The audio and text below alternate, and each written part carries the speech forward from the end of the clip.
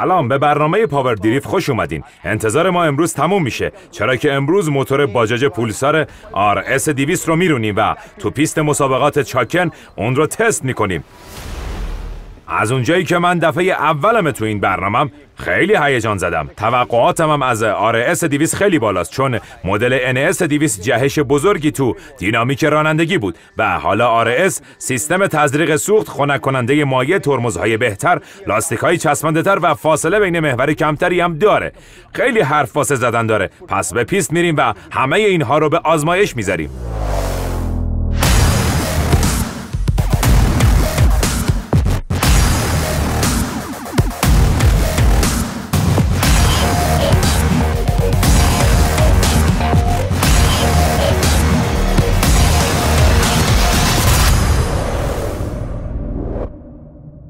خب اول از انجین موتور شروع میکنیم. این دقیقاً همون مدل NS 200، اما سیستم تزریق سوخت و خنک کننده مایع اون خیلی با قبل تفاوت داره، از این جهت که در اون اصلاحاتی صورت گرفته و سریعتر واکنش نشون میده. امکاناتش به قدری بهتر شده که بدون اینکه ذره‌ای از قدرتش کم بشه میتونین بقیه رو شکست بدین. مثلا NS 200 در دور بالاتر بخار از دست میداد، در حالی که این خیلی راحته.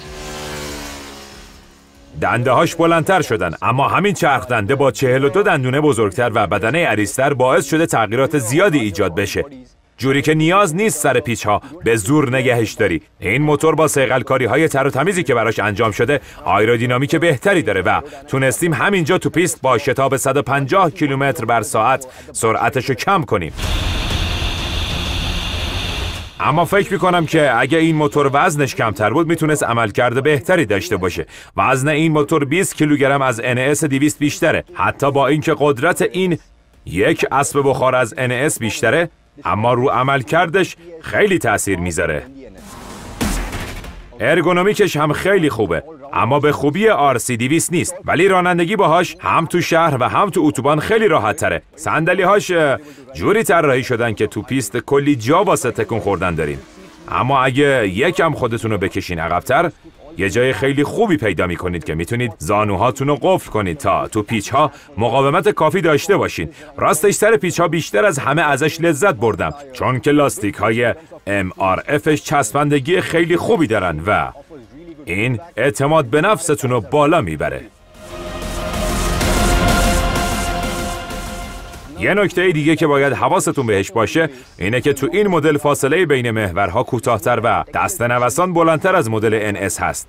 این باعث میشه سر پیچ‌های بلندتر خیلی فرز و استوار باشه. با این حال شرکت باجاج تأکید کرده که این مدل برای پیست‌ها نیست و برای جاده ساخته شده. به همین خاطر سیستم تعلیق رو قسمت سبکتر کار شده. من واقعاً ترمزهای مدل NS 200 رو دوست داشتم. واکنش سریعی داشت. ولی این یکی خیلی بهتره. دیسک های 300 میلیمتری جلوش داره که خیلی ترمزاشو تقویت کرده. همینطور ABS هم داره که تو جاده خیلی کمک میکنه. برخلاف مدل های KTM و RC نمیتونید با کلید خاموشش کنید و این یک کانال مجزایی هست که چرخ جلو رو کنترل میکنه. ولی شما میتونید با فشار دادن ترمز عقب چراغ‌های عقب رو قفل کنید که واقعا هیجان انگیزه و محشره. واقعا کم دیده شده.